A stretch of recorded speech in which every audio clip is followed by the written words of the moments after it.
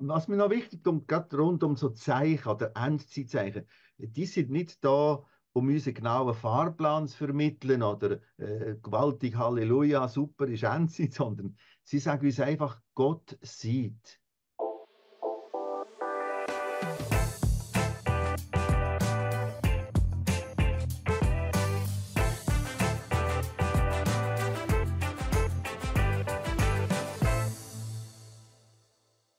Am letzten Samstag ist es mitten in der Stadt Zürich zu einem antisemitischen Terroranschlag gekommen. Ihr habt wahrscheinlich alle zusammen die Schlagzeilen die letzten Tage auch gesehen. Etwas, was wir in unserem Land so nicht kennen oder einfach entsprechend geschockt sind. In anderen Ländern passiert solches aktuell schon sehr häufig, muss man sagen. Es war ein eingebürgerter Tunesier, der einen 50-jährigen Mann abgestochen hat.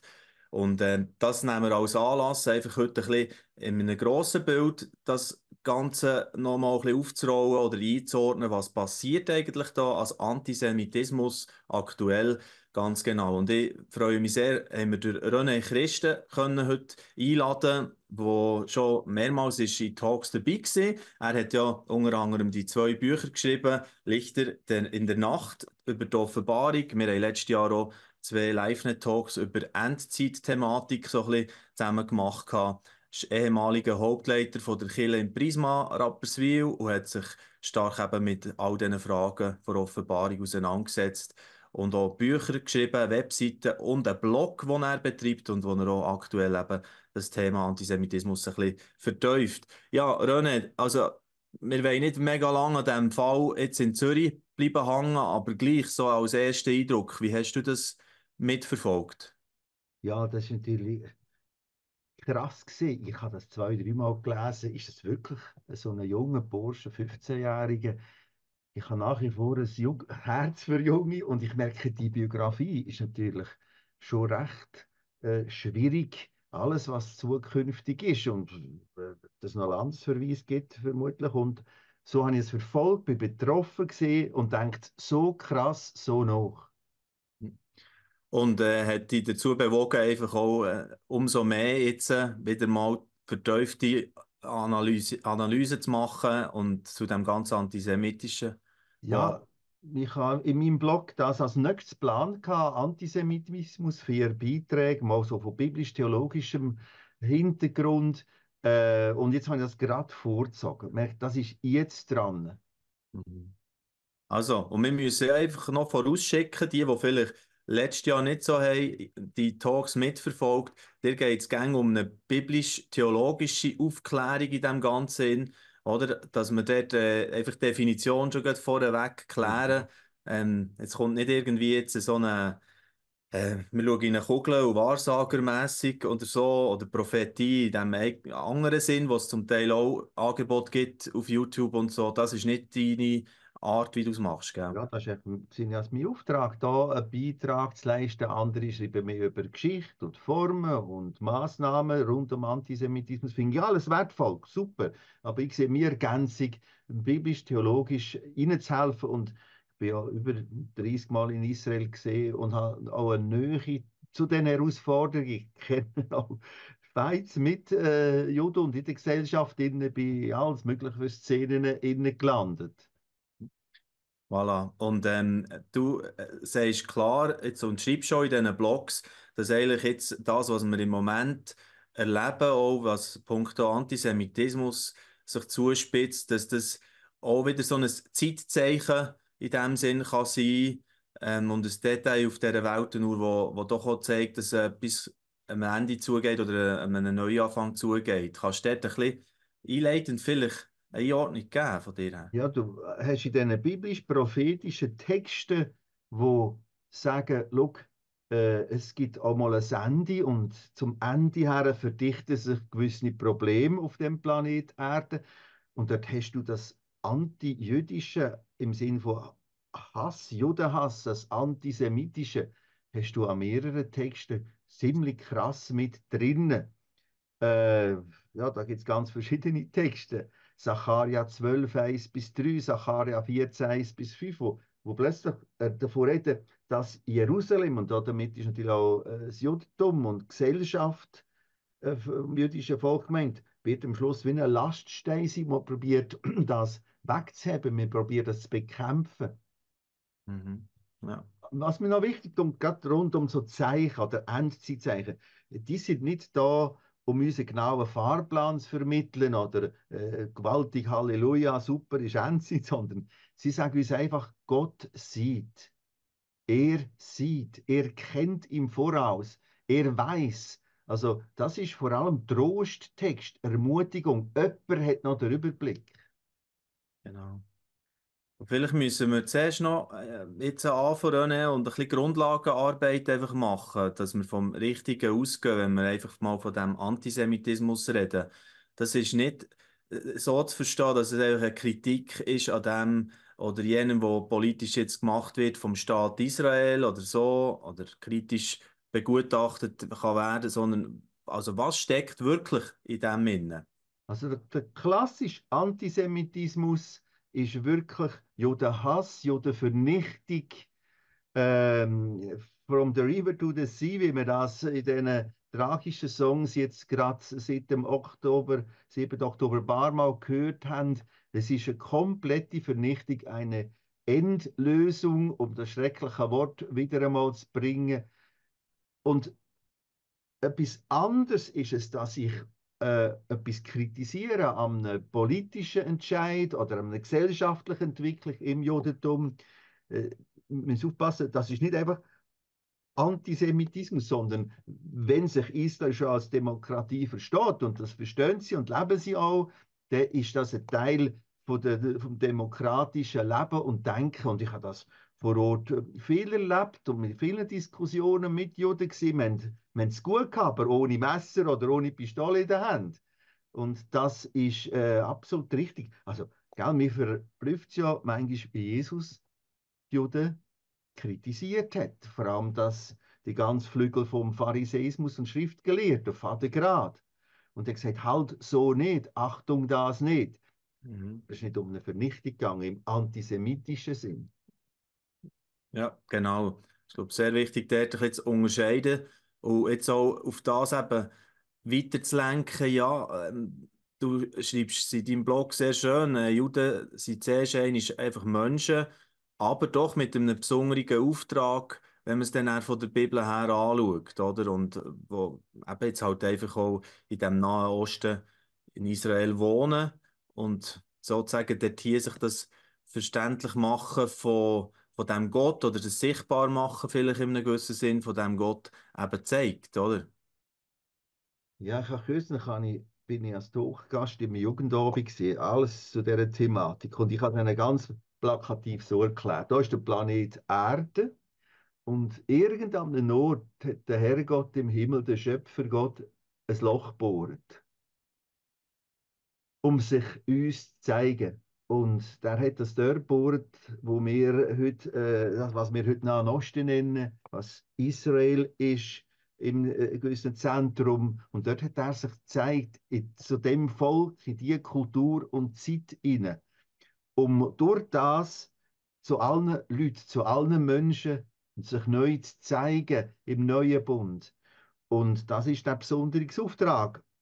Nochmal, Juden sind Menschen wie du und ich, anderen Auftrag, andere Geschichte, andere Kultur. Was mir aber genauso wichtig ist, ein Araber und speziell das Volk der Palästinenser sind Menschen wie du und ich, mit einer hochkomplexen Geschichte und wir alle sind auf Vergebung und Liebe Gottes angewiesen und wir müssen dringend wegkommen von dem, du bist nicht und die bringen wir um und dich ermorden wir jetzt, dich eliminieren wir.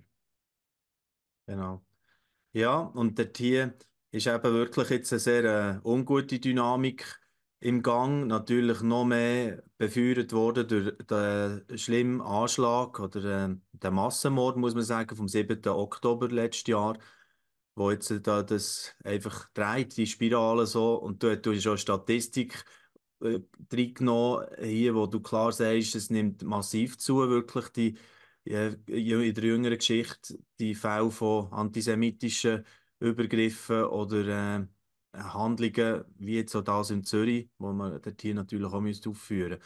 Also kann man sagen, dort hier hat es wirklich nochmal eine neue Dynamik reingegeben. Das merken wir alle, oder? Dann müssen wir nicht erst auf Gaza anschauen, aber insgesamt auch bei uns und insgesamt. Ja, man geht davon aus, wenn man die verschiedensten Statistiken anschaut, dass so ab dem Jahr 2000, 2005 der Antisemitismus fast so ein bisschen linear gestiegen ist. Und zwar doch recht, das ist beeindruckende Grafik. Aber seit dem 7. Oktober 23, dem Terroranschlag von Gaza, von Palästinensern gegen Israel, gegen Juden, ist das ungefähr 3 bis 4 Mal noch stärker geworden. Und das ist ja der Irrsinn, das Irrationale hinter dem Ganzen. Also eigentlich sind sie das erste Mal Opfer als Juden in dem Massaker 7. Oktober 23. Und jetzt wird das Opfer gerade wieder zum Täter gemacht. Und da vermischen sich Sachen, wo wir eben zeigen, das geht um viel mehr. Das sind ganz andere Kräfte und Mächte, Chaos, Kräfte und Mächte, wo das verdrehen. Und das ist schon sehr, sehr auffallend. Und ich Ja. begegne nachher diesen Texten wieder in der Bibel. Und das macht mich als Theologe hellhörig. Was sind die Zusammenhänge? Ja, und dort hier wollen wir natürlich jetzt auch noch ein bisschen näher drauf eingehen und so ein paar Bibelstellen nehmen. Psalm 83 hast du zum Beispiel Ja? näher angeschaut, gell, wo sehr viel Aufschluss gibt auch. Ich tue da kurz ein paar Sätze daraus direkt vorlesen. Psalm 83, 2 bis 5. Sieh doch, sagt der Psalmschreiber bettend zu Gott. Sieh doch, wie deine Feinde toben, also Pfinde Gottes, wie hoch sie den Kopf tragen, alle, die dich, Gott, hassen. Und was machen sie denn? Sie haben sich gegen dein Volk verschworen. Wieder ohne heimtückisch schmieden sie Pläne gegen uns als Israeliten, als Juden. Letzter Satz. Auf, sagen sie. Wir löschen Israel aus. Dieses Volk muss verschwinden. Also du merkst, Gott hasse ist auch in dem Text wieder kombiniert mit Israel und Judentum hassen. Und dort merke ich einfach, da ist viel mehr im Hintergrund als einfach geschichtlicher, schwieriger Hintergrund. Es ist Gott hassen, Israel hassen, ein enger Zusammenhang. Genau. Und also du bringst es ja auch zum Ausdruck, schon vorhin hast du gesagt, es ist Chaosmacht oder Chaosmächte sind da im Tun. Ich habe auch rund um den Anschlag dann im Herbst letztes Jahr viel gehört, ja, es ist diabolisch fast ein bisschen, was dort abgeht, oder auch die Art von der Gewalt, die dort hier ist zum Ausdruck gekommen von der Hamas her. Würdest du auch die Dimension dort hier drinnen sehen? Das ist die Begriffsdefinition, Diabolos. Also wir nennen es nicht diabolisch, eigentlich das griechische, altgriechische Wort für Teufel, aber weil das Wort Teufel oft so kaputt gemacht worden ist, also es kommt in einem Kasperli vor, der Teufel und der Polizist, brauche ich oft auch gerne das Wort diabolisch, also das griechische Original. Und jetzt begegnet mir das Wort oder der Gedankengang wieder zum Beispiel in Epheser 6, 12. Und da wird der Vorhang unerhört auf die Seite geschoben und ich sehe weit rein in das, was hinten dran, in der Unsichtbarkeit läuft. Und dort ist es in mehreren Worten gesagt, schau, du hast es nicht einfach mit Fleisch und Blut zu tun, also mit Menschen, das ist das Vordergründige, sondern mit ganz anderen Kräften und Mächten. Ich weiß, das entspricht nicht diesem aufgeklärten, sehr eingebildeten Denken, dass es da dran nichts gibt. Aber wenn ich raus schaue, wir können ganz aktuell, ist nur gerade in den letzten Tagen auch nach Haiti schauen. Unglaublich, was für Kräfte das Böse entfaltet. Wir leben einfach da in ein paar Ländern von Europa noch relativ Frieden, wobei Krieg kommt vom Osten auch näher, und meinen immer noch, das sei normal. Was wir erleben, ist schon nicht mehr normal. Ich bin 3 Wochen in Afrika gesehen, letztes Jahr, und habe nochmal das gemerkt und gespürt. Wir sind in einer komplett Insel, die wir schätzen, solange wir sie haben. Aber da sind andere Kräfte und Mächte um. Es ist doch nicht rational, so viel Krieg wie noch nie seit dem Zweiten Weltkrieg, so viel Aufrüstung. wie noch nie. Dabei sollten wir anders machen, anders investieren, anders. So viel Hunger, wo wir heute haben. Und darum zeigt mir, das sind andere Kräfte und Mächte am Ball. Und es ist, glaube ich, Zeit, dem auch wieder Platz zu geben, im Sinne von, aha, vielleicht brauchen auch mehr Hilfe von einer anderen Kraft, sprich vom Schöpfergott, von Jesus. Das deutet natürlich die messianische Dimension hier drinnen auch an, oder? Also das hört man jetzt viel, ja, das ist so verworren und verschachtelt, der Konflikt jetzt auch im Nahen Osten. Wir sehen nicht mehr, wo anfangen und wie das wieder könnte gut werden, wo eben auch das ein bisschen unterstützt, dass es einfach in eine Zuspitzung hineingeht, oder? Wo du auch beobachtest. Also Jesus Christus und der Paulus, interessanterweise, beide in einzelnen Texten erklären uns Vater gerade, die Geschichte der Menschheit verläuft wie Wehen bei der Geburt von einem Kind, sprich bei der Frau. Äh, Da verdichten sich Sachen zum Ende her, wo es schmerzhaft und heftiger macht. Gott sei Dank ist es nicht das Ende, sondern es wird etwas Neues geboren, ein Neuanfang. Aber wir haben heute Fakten auf dem Tisch, die so krass sind wie noch nie. An dem Jugendabend ist die typische Frage, ja, das hat es doch immer gegeben. Falsch. Wir haben heute fast alles, was wir haben, global. Und das ist anders. Alles, was wir haben wir global und digital. Komplett vernetzt, verhängt. Wenn es da losgeht, geht es dort auch gerade los. Wenn das ist, dann auch gerade dort. Und darum denke ich, dass die Verdichtung zunimmt. Und ich bin als Theologe und Gemeindebauer, sage ich für mich, wir müssen das Jenseitige und Zukünftige viel mehr dazu nehmen. Nicht als Bedrohung, sondern als Ermutigung und zu merken, er sieht, Gott sieht, er kennt. Genau, und das ist ja das, was du hier gegen im dritten oder vierten Block recht stark rausstreichst, dass einfach auch ja, die Hinrichtung am Kreuz von Jesus, wo sie auch haben gemeint, das ist jetzt ein vernichtender Schlag, oder? Hat gemündet in einem gewaltigen Sieg, sozusagen. Und eben, auch dort hier kann man vieles ablesen, ja, wo jetzt in der aktuellen Zeit eben auch sehr spannend ist, denke ich, René. Ja, also du läufst mich auf den fantastischen Text Offenbarung Kapitel 12. Da meine, das ist wahnsinnig kompliziert, weil es Bilder ist, aber ich muss einfach mit dieser Bildersprache vertraut machen. Da habe ich auch die Bücher geschrieben. Offenbarung 12 beschreibt eine Frau und einen Drache und erklärt auch, wer ist Frau und wer ist Drache. Du merkst, die Frau wird dargestellt als, und zwar wird das Bild eben mehrfach gebraucht. Es ist zuerst mal Israel, auch mit diesen 12 Sternen. Es ist Maria und schlussendlich sogar Christen. Also das ist oft, dass mehrere Level hat so ein Bild. Aber jetzt wird dort Israel dargestellt, Maria, warum? Weil sie das Kind gebären. Und man merkt ganz schnell mit den Paralleltexten, es ist Jesus, wo sie gebären tut. Und jetzt der Drache wird super definiert. Da drinnen, es sind der Teufel, Satan, die Chaosmächte. Und jetzt probiert in dem Text, über dem Kapitel 12 der Offenbarung, der Drache, der Jesus zu fressen.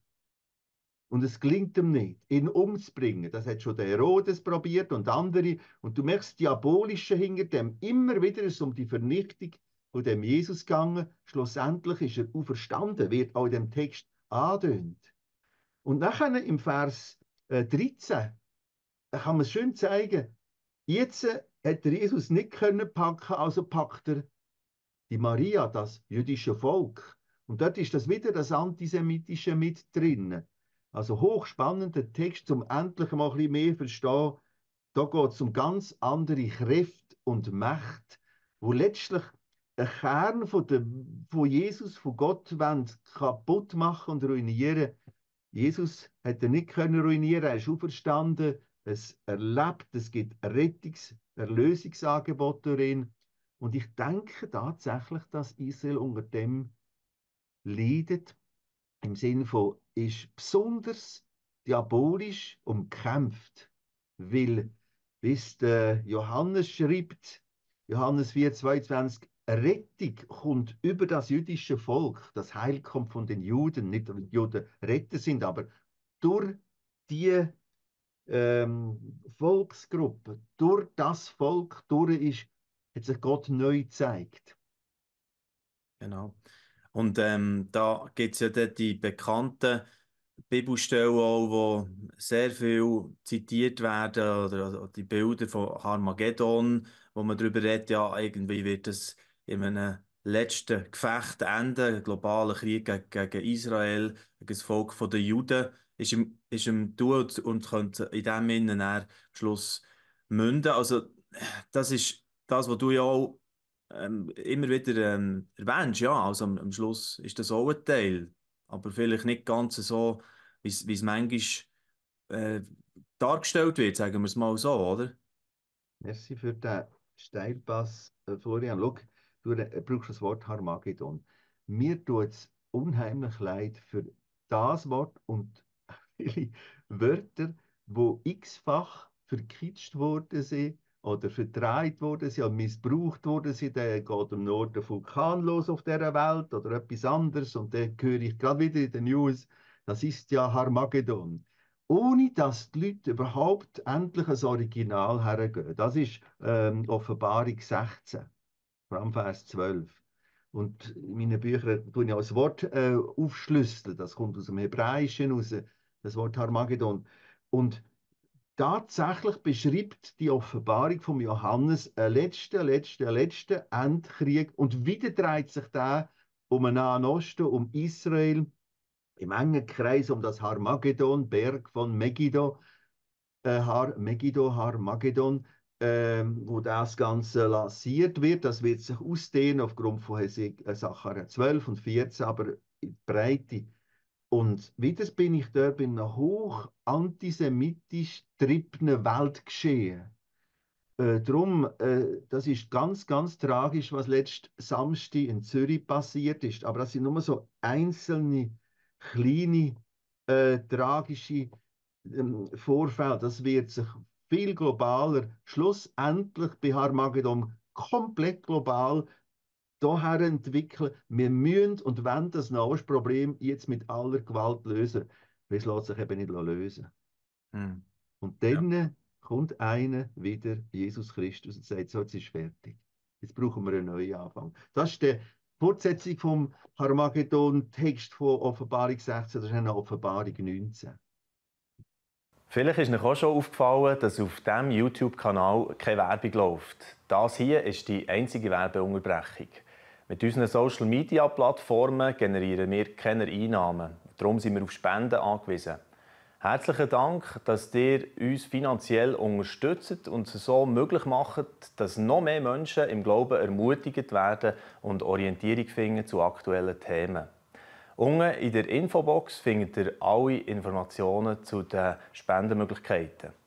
Jetzt wünsche ich euch weiterhin viel wertvolle Impulse mit diesem Video hier und den weiteren Videos auf diesem Kanal. Und lass uns doch so zum Abschluss von unserem heutigen Talk, René, einfach auch denjenigen sozusagen noch zu Wort lassen, direkt, wo eben am Schluss auftritt. Also Jesus hat selber im Matthäus ja über das geredet, auch über die Endzeitfrage oder seine Endzeitrede wird es auch benannt, Matthäus 24. Was kann man denn dort hier daraus lesen, eigentlich von den direkten Worten von Jesus selber? Also interessant, ich nenne es lieber Hoffnungsrede als Endzeitrede. Weil der Text, das ist Matthäus 24, parallel Lukas 21, Markus 13, schildern etwas für eine Verdichtung. Sie beschreiben die Wehen. Aber Achtung, die Kapitel sind nicht ganz einfach. Es ist Verschiedenes ineinander verschachtelt. Darum bringe ich etwa 12 Blogbeiträge, wo ich das nochmal systematisch auseinander dividiert habe. Sie zeigen nochmal Wehen, dichter, heftiger, globaler und ganz am Schluss das gewaltige Feuerwerk. Er kommt mit großer Macht und Herrlichkeit. Er, Jesus Christus. Und ist noch krass, wir haben eigentlich in der Bibel mehr Texte, verheißende Texte auf das zweite Wiederkommen, als aufs erste kommen, also Weihnachten. Wir haben dort eindeutig weniger Vorzeichen oder Hinweise oder Prophetien. Wir haben praktisch in allen Texten vom Neuen Testament, auch von Paulus in den Briefen, kommt das immer wieder. Das ist eigentlich eine Menge, eine Masse von den Texten. Aber irgendwie haben wir es verlernt, über das ungeniert zu reden, weil natürlich das viel auch missbraucht wurde, ist im Sinn von Endzeitsekten. Aber es ist höchste Zeit, Jenseitiges und Zukünftiges neu herzuholen, weil wir es schaffen, das nicht einfach rein humanitär den Planet und die Gesellschaft wieder ins Lot zu bringen. Mhm. Also richtig verstanden, jede Bemühung ist super, achtenswert, aber ich habe all die erlebt, die aufgegeben haben, resigniert aufgegeben haben. Ja, und ich finde es schön, dass du jetzt noch so ein bisschen hast den Finger drauf gehabt. Ja, ich sage ihm lieber Hoffnungsrede. Und meine, wir wollen ja auch nicht jetzt einfach den Leuten nur mit unserem heutigen Gespräch eine riesen Last und fast noch eine Angst aufbürden oder so, sondern eben das wirklich nochmal unterstreichen am Schluss. Kommt der Jesus und wird ja, wenn wir uns an ihn haben, wissen wir ja als Christen, der sagt er, müssen wir nicht in Angst und im Zittern bleiben. Und ja, tun wir doch dort hier noch so ein bisschen probieren, einen Abschluss zu finden. Weißt du, was, meine Frage ist dann immer, oder wie kann ich mich denn auf das vorbereiten? Oder was ist jetzt auch angezeigt in die jetzige Epoche sozusagen, wo wir drinnen stecken? Ja, die beste Vorbereitung für etwas, das ich nicht kenne, die beste Vorbereitung für ein Ziel, das ich noch nicht kenne, ist, dass ich mich mit dem Ziel beschäftige.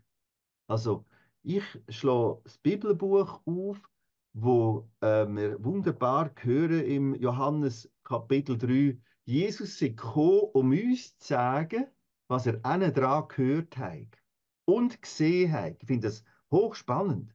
Darum ist er gekommen. Das heißt, ich habe mit dem Bibelbuch und den Texten von Jesus hören, was dran ist und passiert und wer kommt und wie kommt das. Und darum denke mir die Vorbereitung in dem Sinn super. Gott, Jesus, was meinst denn du? Und wenn ich weiterlese, merke ich plötzlich, er sagt mir, weisst, ich hätte eins gern, dass wir zusammen Frieden hätten, Frieden mit Gott. Kehr um, komm zu mir. Gib zu, dass du Hilfe brauchst, Vergebung brauchst, Rettung brauchst, Erlösung brauchst. Mehr kann er nicht, als das sagen, schau, dran habe ich es gesehen und gehört, ich erkläre es euch, aber dazukommen musst du selber. Gott ist eben ein Gentleman. Er lädt ein und peitscht uns nicht irgendwie zu etwas, zu einer Kirche oder ins Reich Gottes. Er lädt ein. Und dann lädt er aber auch los. Zum Einladen gehört loslassen. Mach du, entscheid du selber. Und wir können nach wie vor Heiland spielen und die Welt für uns alleine probieren zu retten. Oder wir können sagen, wir brauchen dich, Jesus, als Retter. Ja, danke vielmals, René Christen, für da den heutigen so, Rundgang fast ein bisschen durch die Themen mal. Von Antisemitismus sind wir ausgegangen und natürlich dann bei ganz vielen weiteren grossen Themen rund um, was geht da von der Chaosmacht her, von dem, was sich Zuspitzung lässt ablesen in vielen Zeitzeichen aktuell und sehr interessant gewesen. Einmal mehr. Gerne verweise ich auch noch auf unsere ersten beiden Talks. Wir tun auch die Links rein nochmal, wo wir zusammen hatten über die Endzeit-Themen, wo wir stark auch ein paar Aspekte aus deinen Büchern haben, dort schon beleuchtet miteinander. René. Und wir verweisen auch noch sehr gerne auf den Blog lichter-nacht.ch, gell, ist die richtige Domain, wo man näher mehr dazu lesen kann. Oder wenn ihr jetzt noch ein bisschen die ganzen Bibelstellen und so weiter eben zusammengestellt in diesen Blogtexten finden, dann könnt ihr das gerne machen. Genau, René. Merci vielmals noch einmal, dass du dir Bitte? hast Zeit genommen hast für das heutige Gespräch. Merci dir. Danke vielmals, Florian. Danke.